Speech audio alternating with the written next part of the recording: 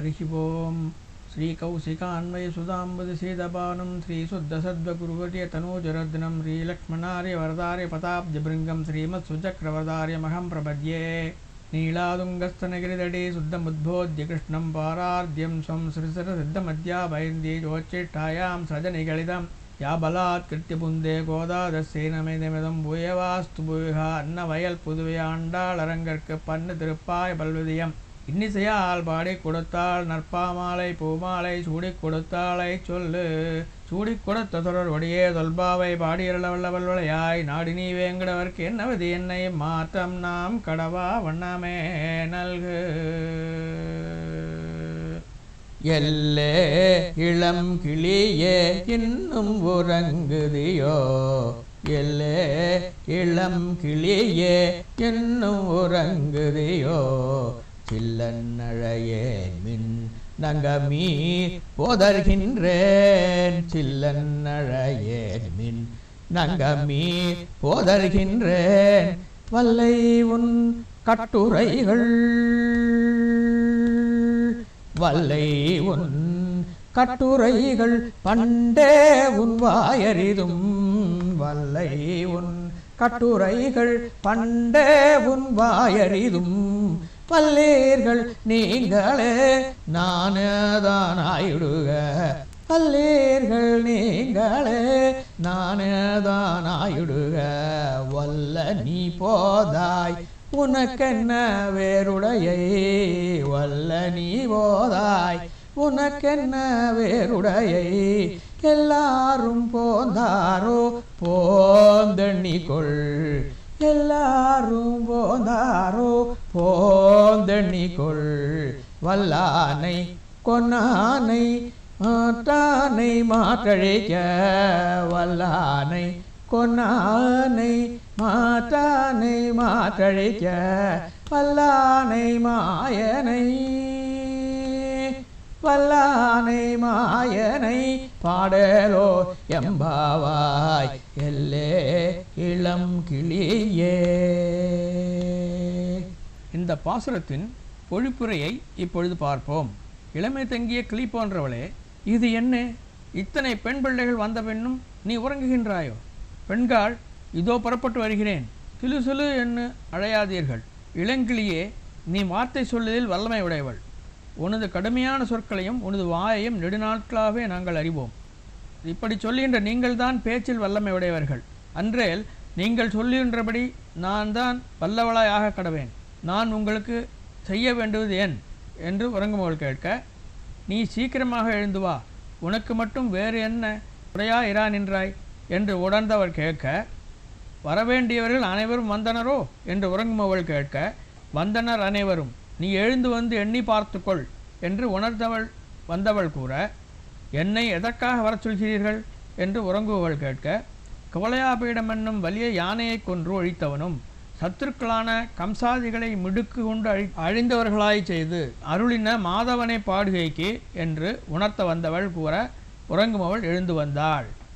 பெண்ணாய் பிறந்த ஒரே ஆழ்வாரான ஆண்டாள் ஸ்ரீ விஷ்ணு சித்தர் என்று சொல்லப்படும் பெரியாழ்வாரின் திருமகளாக அவதரித்து அவரால் கிருஷ்ண பக்தி ஓதப்பட்டு கிருஷ்ண பக்தி முதிர்ந்து கிருஷ்ண பகவானை அடைய எண்ணுகிறார்.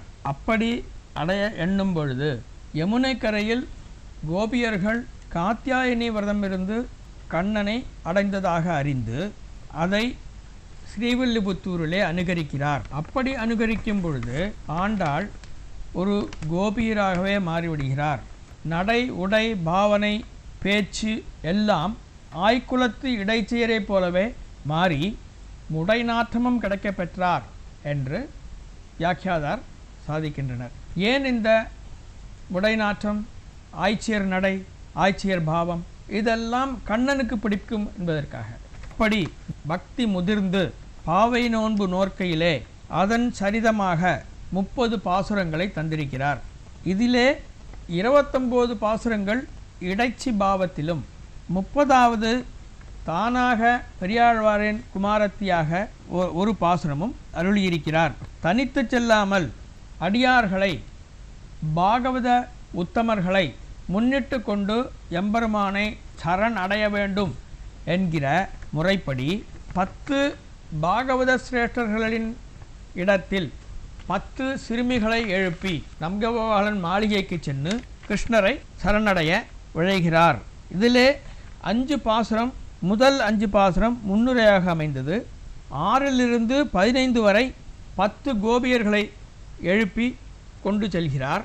இதிலே முதல் பெண்ணை பிள்ளா என்றும், 2வது பெண்ணை பெய்ப்பெண்ணே என்றும், 3வது பெண்ணை கோதுகுலமுடைய பாவாய் என்றும், 4வது பெண்ணை மாமான் மகளே என்றும், 5வது பெண்ணை சுவர்க்கம்புகின் அம்மனா என்றும், 6வது பெண்ணை குற்றமன்னில்லாத கோவலர்தம் பொற்குடியே புனமையிலே போதரா என்றும், 7வது பெண்ணை நற்செல்வம் தங்கா என்றும், 8வது பெண்ணை போதரிக்கண்ணினா என்றும், 9வது பெண்ணை நாவுடையா என்னும் விசேஷித்த ஆண்டாள். இந்த பாசுரத்தில் வரும் பெண்ணை இளம் கிளியே என்று சம்போதனம் செய்கிறார். 6 முதல் 16 வரை உள்ள பாசுரங்களில் வெளியில் இருப்பவர்கள் உரையாடுவது மாத்திரமே உள்ளது. உள்ளில் இருந்த பெண் கூறியதெல்லாம் ஊகித்தறிய வேண்டியதாயுள்ளது. இவர்கள் கூறுகின்ற பதிலுக்கு அவள் என்ன கேள்வி கேட்டிருக்க வேண்டும் என்று ஊகாபோகமாய் அமைந்தது. இந்த ஊகம் நாமாய் செய்வதல்ல, இது ஓரான் வழியாய் நமக்கு வந்தடைந்த விளக்கமாகும். ஓரான் வழி சம்பிரதாயம் என்பது நாதமுனிகள் தொடங்கி பெரியவாச்சான் பிள்ளை, அழகியமணவாளப் பெருமான் நாயனார் என்று வந்து இப்பொழுதும் தொடர்ந்து கொண்டிருக்கிறது. இது நாதமுனிகள் 14,000 ஆவர்த்தி கண்ணினும் சிறுந்தாம்பை ஆவர்த்தித்து நம்மாழ்வாரே நேரில் வந்து நாதமுனிகளுக்கு அருளிய 4000 திவ்ய பிரபந்தமும் அதன் அர்த்தமுமாகும். இதை நம்மாழ்வாரே நமக்கு அளித்தது கொண்டு அதற்கு சிறப்புண்டு. இந்த பாசுரத்தில் இருவரும் உரையாடும் பகுதிகள் அமைந்துள்ளது. எல்லே இளம் கிளியே. எல்லே என்பது ஒரு இளம்பெண்ணை விழிக்கும் சொல்லாக கொள்ள வேண்டும். இப்பொழுதும் திருநெல்வேலி அந்த ஊர்களில் ஒருவரை ஏலே என்று விழிப்பதை கேட்கிறோம். இது அந்த திவ்ய தேசத்திற்கு உரிய விழிக்கும் சொல்லாக கொள்ள வேண்டும். இளமையான கிளியே எழுந்து வருவாயாக என்று ஆண்டாள் விழிக்க அந்த பெண்ணின் பேச்சு கிளியின் மிழற்று போன் இருப்பதினால் ஆண்டாள் இளம் கிளியே என்று சாதிக்கிறார்.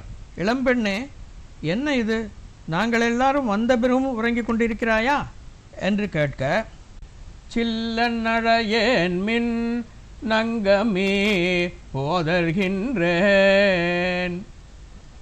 உள்ளே உள்ள பெண், கோபித்து கொள்ளாதீர்கள், நான் தான் வருகிறேன் என்று சொல்லிக் கொண்டிருக்கிறேனே, கொஞ்சம் காத்திருக்கக்கூடாதா என்று கூற, வெளியிலுள்ள பெண்கள், வல்லை உன் கட்டுரைகள் பண்டே உன் வாயறிதும்.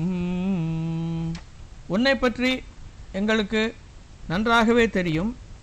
நீ மிகவும் சாமர்த்தியசாலி. நீ வருவேன் என்று சொல்லுவாய், ஆனால் வரமாட்டாய் என்பது தெரியும் என கூற, உள்ளே உள்ள பெண், வல்லீர்கள் நீங்களே, நான் வரவில்லை, என் வீட்டிற்கு வந்து என்னையே குற்றம் சொல்லும் நீங்கள் சாமர்த்தியசாலிகளா? நான் சாமர்த்தியசாலியா என்று கோபத்தோடு கூற, பிறகு தான் சொல்லுவது தவறாய் போயிற்று என்று உணர்ந்து, வல்லீர்கள் நீங்களே நானேதானாயுடுக. சரி, நான் ஒப்புக்கொள்கிறேன், தவறு முழுதும் என்னோடதாகவே இருக்கட்டும். வெளியில் உள்ளவர், வல்ல நீ போதாய் உனக்கென்ன வேறுடையை. பெண்ணே, நாங்கள் எல்லாரும் உன்னை கூட்டிக் கொண்டு போவதற்காக வந்திருக்கிறோம். நீ மாத்திரம் தனியாக இருந்து தனித்து கண்ணனை அனுபவிப்பது என்ன? உனக்கு மாத்திரம் என்ன வேறுடையை என்று கேட்க, உள்ளே இருந்த பெண், எல்லாரும் போந்தாரோ. சரி, நான் வருகிறேன், பாக்கி உள்ளவர்களெல்லாம் வந்துவிட்டாரா என்று கேட்க, போந்தார் போந்தெண்ணிக்கொள். வெளியில் உள்ளவர், எல்லாரும் வந்தாயிற்று, நீயே வந்து உன் கையாலேயே எண்ணிக்கொள் என்று கூற, உள்ளில் உள்ள பெண், எதற்காக என்னை கூப்பிடுகிறீர்கள், என்ன செய்ய வேண்டும் என்று கேட்க, வல்லானை கொன்னானை மாற்றானை மாற்றழிக்க. வல்லானை கொன்னானை மாத்தானை மாற்றழிக்க வல்லானை மாயனை பாடலோரெம்பாவாய். குவலயாபீடம் என்ற ஆணையை அழித்தவனை, முட்டிக சாணூர கம்சாதிகளை முடித்தவனை நாங்கள் பாடுவதற்காக அழைக்கிறோம், வந்து சேர்ந்து கொள்வாயாக என்று கூற, உள்ளே உள்ள பெண் தீர்த்தமாடிவிட்டு வந்து விடுகிறேன், 2 நிமிஷம் காத்திருங்கள் என்று கூற, ஆண்டாள் நாங்கள் அதற்குத்தானே கூப்பிடுகிறோம், யமுனை நதியில் குளிக்காமல் வீட்டில் குளிப்பதா, யமுனைக்கு போய் குளிக்கலாம் வா என கூற, அந்த பெண் ஆண்டாளோடு சேர்ந்து கொள்கிறாள். இங்கே ஆண்டாள் அவர்க்குடைய பக்தர்களெல்லாம் அவர்க்கு சொத்து, அதில் ஒருவரை விட்டுவிட்டாலும் பகவானுடைய திருமனசு தாங்காது, பக்தர்களுக்கு அவ்வளவு கருணையும் பக்தர்களை காக்க வேண்டும் என்கிற துடிப்பும் உள்ளவர் எம்பெருமான் என்று சாதிக்கிறார். இதிலே உள்ளே உள்ள பெண் முதலில் வரமாட்டேன் என்று கூறி, பின்னர் அவர் வந்திருப்பது நமக்காகத்தானே, அவர்கள் நம்மளை விழிக்காமல் பாவை நோன்பு நோற்று கிருஷ்ண பகவானை அடைந்திருக்கலாம் அல்லவா, நான் வேண்டும் என்று நினைப்பவர்களை நான் நிந்தித்து விட்டேனே என்று கூறி வருத்தப்பட்டு திருந்துகிறார். இதிலே ஆண்டாள் சாதிப்பது தானறிந்த ஸ்ரீ வைஷ்ணவத்துவமாகும். நம்முடைய தப்பே இல்லை என்றாலும் யாராவது நம்மை குற்றம் சொன்னால் அப்படியே ஆகட்டும், என்பதிலே குற்றம் இருக்கட்டும் என்று ஒத்துக்கொண்டு சண்டைக்கு போகாமல் எம்பெருமானை தியானித்து இருக்க வேண்டும். இது பக்தர்களுக்கு மாத்திரமே செய்ய வேண்டும். யாராவது பகவானை கேவலமாக பேசினாலோ வேறு மாதிரி பேசினாலோ அதை நாம் பொறுத்து கொள்ளக்கூடாது, தகுந்த பதில் தர வேண்டும். ஏனென்றால் பகவான் திருமுக மண்டலம் கூம்ப அனுமதிக்கக்கூடாது. ஏனென்றால் பகவான் நம்மளடுத்து ஆகாங்ஷையோட எப்பொழுதும் காக்க வேண்டும் என்ற துடிப்போடு இருக்கும் பொழுது நாம் அவரை விட்டு கொடுக்கக்கூடாது. பகவான் திருமுக மண்டலம் கன்னி சிவப்பதற்கு ஒருபொழுதும் அனுமதிக்கக்கூடாது. இதை ஆண்டாள் இந்த பாசுரத்தின் மூலம் நமக்கு சாதிக்கிறார். இப்படி 10 பெண்களையும் அழைத்து கொண்டு நந்தகோபாலன் மாளிகை வாசலிற்கு சென்று வாயிற்காப்போனோடு சம்வாதம் செய்து உள்ளே போகும் பாசுரமாகிய நாயகனாய் நின்று என்ற பாசுரத்தை நாளைக்கு பார்க்கலாம்.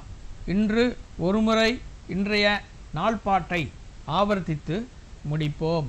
எல்லே இளங்கிளியே இன்னும் உறங்குதியோ, சில்லன்னழையே என்மின் அங்கமேற் போதர்கின்றேன், வல்லை உன் கட்டுரைகள் பண்டே உன் வாயறிதும், வல்லீர்கள் நீங்களே நானேதானாயுடுக, வல்ல நீ போதாய் உனக்கென்ன வேறுடையை, எல்லாரும் போந்தாரோ போந்தார் போந்தெண்ணிக்கொள், வல்லான கொன்னான மாற்றான மாற்றழிக்க வல்லானை மாயனை பாடேலோரெம்பாவாய்.